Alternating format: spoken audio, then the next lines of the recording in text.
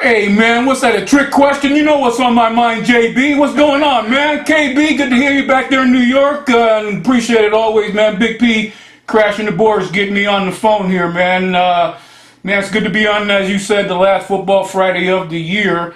And I couldn't be more thrilled to be on Game Time Sports Talk with you guys, man. It sounded like when when Candy told KB to get some for her, sounded more like she wanted him to bring some back. Good behave there, Commando. I'm just going. Hey, look at here. I've actually gotten that from a few people, a few of my friends on Twitter and Facebook. When they bring something back, they need in the form of a bombardment. This is what I'm trying to say. Hey, look, I'm just going with the flow of the show, okay? Fill in your own blanks. Hey, look, but look here, JB. You called it the Super Bowl pre-funk, and I'm calling it the Game Time Super Bowl P-funk pre-funk. I'm just adding a little bit with you on that deal, man. And when I heard you the other day wondering who was going to eat Richard Sherman Crow, it kind of sounded like a Commando Dave challenge until media day when Richard Sherman actually ate Richard Sherman Crow. Well, I'm just saying, you know, he put it in the right perspective. He said everything, man. He couldn't have come off better at media day in that particular type of forum. And like I said, man, call it eating crow, call it being calmed down, call it, you know, really letting his communications degree at Stanford shine. But again, man, he just sounded great the other day. I'm just going to put a capper on that.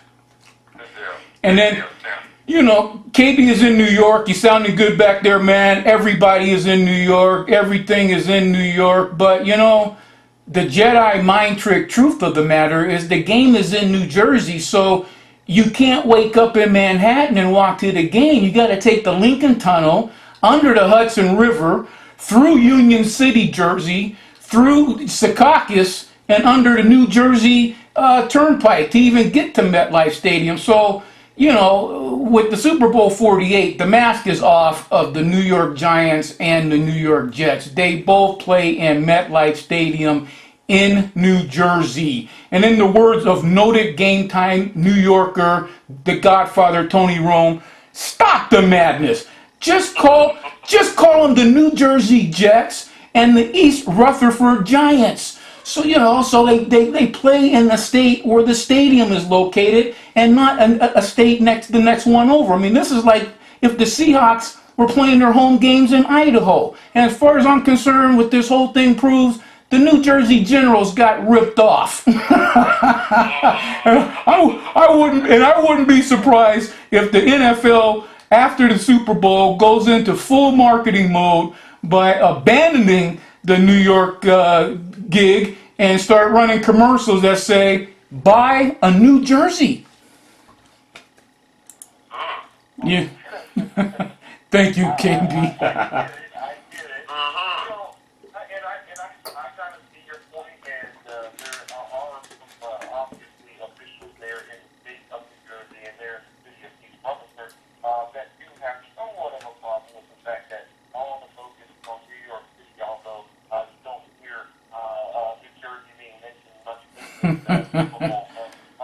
I think one of the ways that they've made a bit of a compromise, if you were to come down and see all of the Super Bowl merchandise that's being sold up every single corner, from 67th all the way up to 20th Avenue here, from uptown to midtown, it says Super Bowl 48, New York / New Jersey. NYNJ. Yeah. There you go. Yeah, just having a little bit of fun with the situation.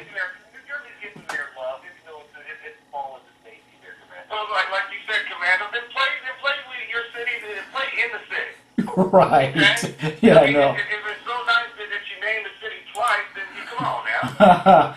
And you know, the other thing about it is that, you know, this has been called the first cold weather Super Bowl, but it really should be called the first Super Bowl in a cold city since the New York teams got a new stadium after Seahawks Stadium, and Seattle was told it couldn't host a Super Bowl because of the outdoor stadium. Because if you remember when Seahawks Stadium came out and everybody else was getting Super Bowls, that was the first thing out of their mouth. Well, it's a cold city.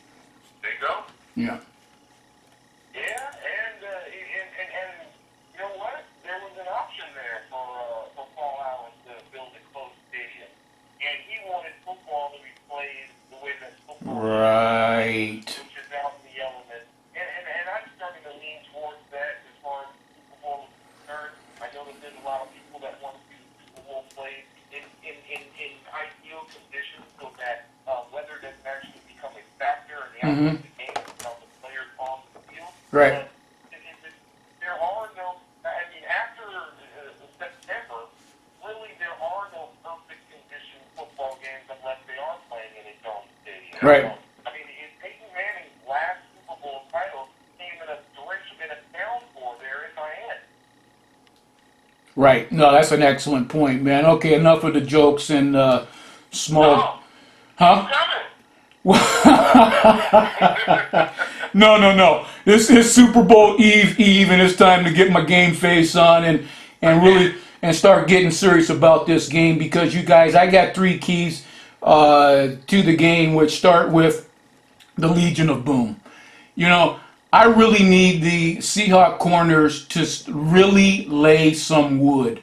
And I'm not talking about the obligatory, hand checking after the play. You know, I really want to see the Legion of Boom on the snap, blasting the receivers with body blows in that 5-yard zone. I haven't seen a lot of that this season, you guys, but this is the time, and I'll say this, I haven't seen a lot of it, which means Peyton Manning hasn't seen a lot of it on tape, and which also means that he's not expecting it, and neither will their receivers, because more times than not, you guys look at the games close as I do, the receivers are looking at the quarterback instead, and the ball, looking for the ball to be snapped instead of looking into the secondary, and to me, that's just the perfect opportunity, man, to come up, crack those guys a few times right off the line, because to me, that's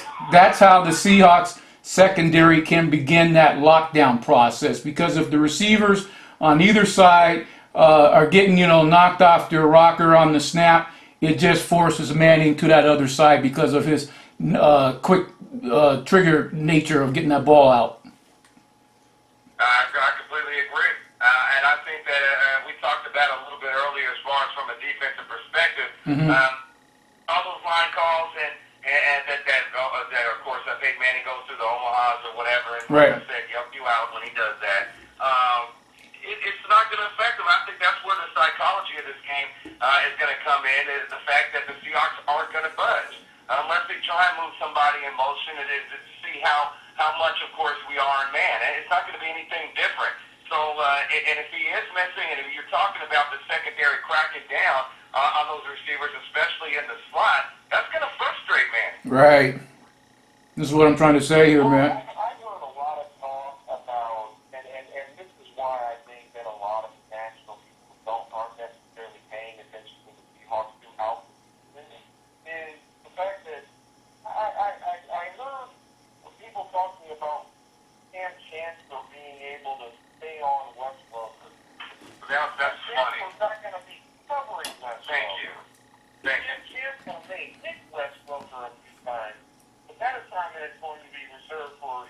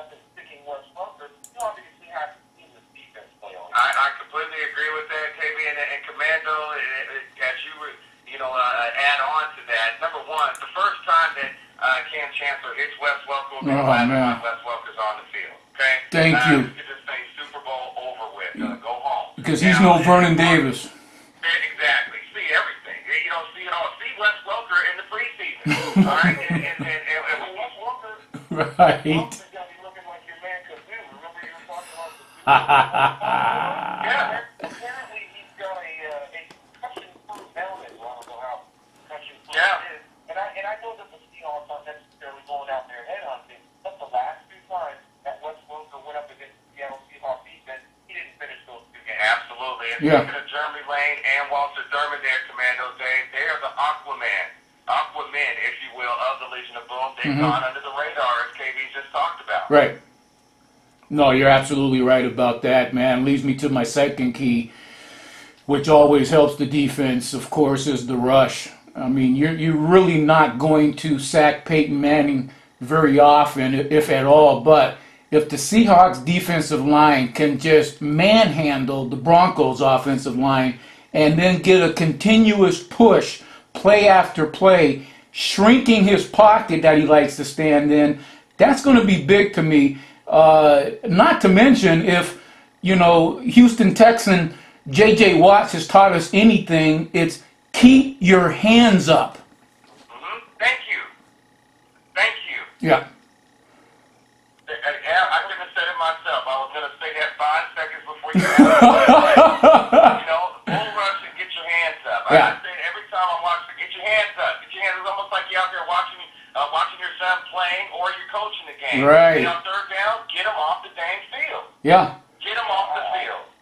I really do agree with that strategy as well. I think one of the reasons why you're going to have to do that is because the Seahawks average getting the quarterback after 3.5 seconds, after the ball is snapped. Mm-hmm. Peyton Manning averages getting rid of the ball 3 1/3. Good stuff. Peyton Manning is going to get rid of the ball before the Seahawks get to that pass rush or hit him. But if they're close, that number is close. When you talk about 3.5 versus 3 1/3, get your hands up, disrupt them.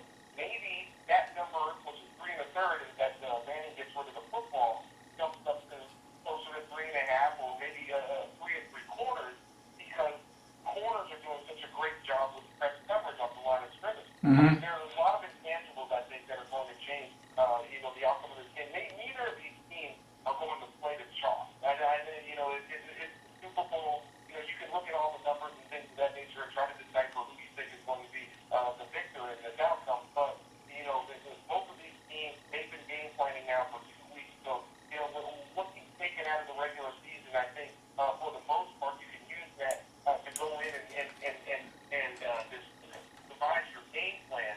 But this is going to be the ultimate adjust on the fly type of game when you're talking about championship basketball.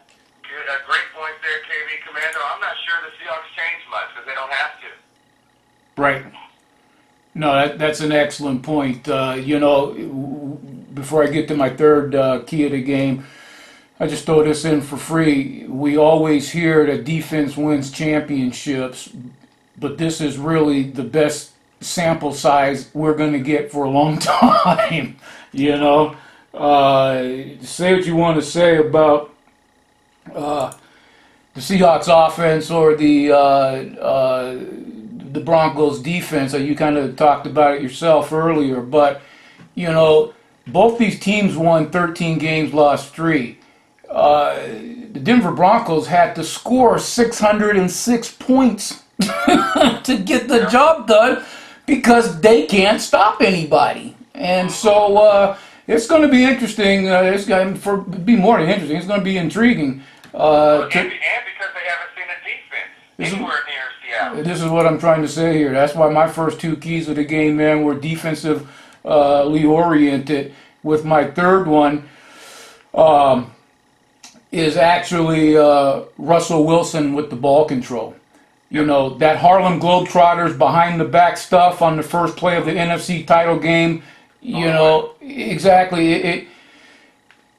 It can't happen because, he needs to realize when he just needs to take a sack because, on that play, Alton Smith had him dead to rights and instead of tucking the ball away, Russell Wilson thought he could still be able to he was still able to make a play. And this is the double-edged sword with Russell Wilson. He's a magician. He's been compared to one of the great magicians of the NFL, Fran Tarkenton. We've seen him get out of the trickiest, craziest predicaments time in and time out. But sometimes, and particularly in a game like this, you have to know when to hold them, when to fold them, and, you know, when to walk off to the sideline or when to take a sack. I mean, you know, that kind of deal. And so to that end, he cannot have those kind of turnovers in this particular game. And to me, that's the third. I got 10 more keys, but I'm just leaving it at the top 3. That's my number 3 key to this game. Okay, that sounds good to me. I want to ease your concerns just a little bit there. I mean, I know that, and I have those same concerns as well, and those are some of the things that have been brought up this week about some of the weaknesses that the Broncos might be able to exploit. Mm-hmm. The thing about it is that when you see a player like Russell Wilson in his 2 year doesn't start quarterback here for the Seattle Seahawks, I've never seen him make the same mistake twice. Mm. I've never seen him, you know, tear down a receiver, you know, throw it right to a defensive back, and then come back the next week and do the same thing. You know, and most of the time when you see him and he's throwing a turnover, he's throwing an interception, or he's throwing the ball over. If he's throwing an interception, a lot of times it might be a ball that got hit or things of that nature. But I don't necessarily see Russell Wilson, and that's one of the things you take out of that San Francisco game, is that was something that happened on the first play. Right. Russell Wilson did a great job of taking care of the football for the rest of for the other 3 quarters. Absolutely, he doesn't turn the ball over. You're completely right, and even with him, you know, his ability to prolong plays. But I really would like to see him do, and I think you are going to see more of this, especially in this big-time game, this big-time atmosphere, to jumpstart his offense, is to start using his legs again, something we haven't seen in a while. I think this defense will be vulnerable to it. Yeah, you're right about that. And you're talking about vulnerability, man. This is not really one of my keys, but I cannot wait to see Marshawn Lynch. It's funny how on one end, you know, you got a guy that got the party started with the likes of Richard Sherman going off the way that he did, and now, you know, on the other extreme, you know, it's almost as big of a deal to the media that they can't get Marshawn Lynch to talk.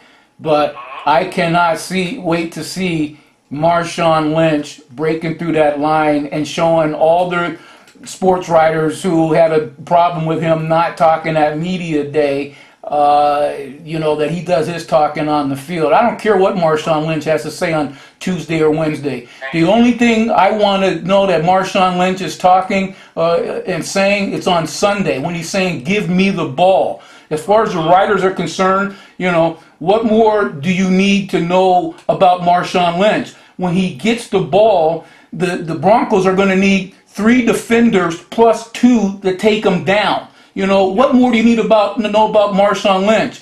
The man started an earthquake. You know, what more do you really need to know about Marshawn Lynch? Is if he goes into the end zone and he's airborne, he's going to wrap up. So what more do you need to know about Marshawn Lynch? Hey, the fact that they post the bear, man. Post the bear is absolutely right, and you know what? If I'm the Denver defense, I'm livid with the Riders this week. No joke. And if there was anything, yeah, man, about that action. That's all it's about. You know, do I talk to him about that? Right. It's gonna be a beautiful thing. I see Washington. It's already been made into a T-shirt out here in New York, by the way. Oh no, it's been made out here in Seattle as well. Oh, okay. Yeah. got my sweatshirt this afternoon. I'll be getting it. There you go. Yeah.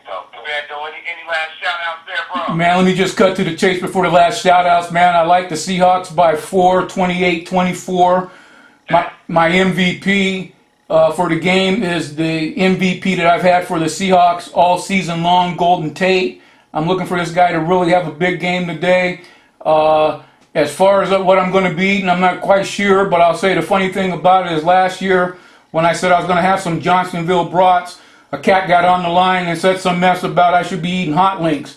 And then all year, I heard you guys promoting brats and sauerkraut at the casino, and dude never said a word. So like I said, I don't know what I'm going to be eating on Sunday yet, but I do know this. If anyone ever rolls up on me on the air like that again, I'm going to eat his lunch. And so, last shout out goes to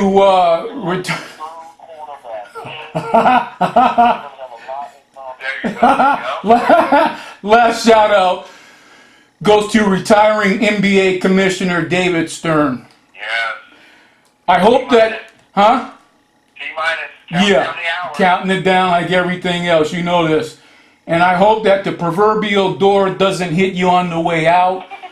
I would prefer that someone blast you in your smug face with a door on your way out. Go Seahawks! Take down the Broncos! Hawk and roll! Talk to you guys. There you go. Commando Dave, checking in and out here on Game Time Sports Talk. No doubt. Weekday afternoons. And sauerkraut at the casino, and dude never served a word. Like I said, I don't know what I'm going to be eating on Sunday yet. I do know this. If anyone ever rolls up on me on the air like that again, I'm going to eat his lunch. So, that's shout out. Goes to, Like a true cornerback.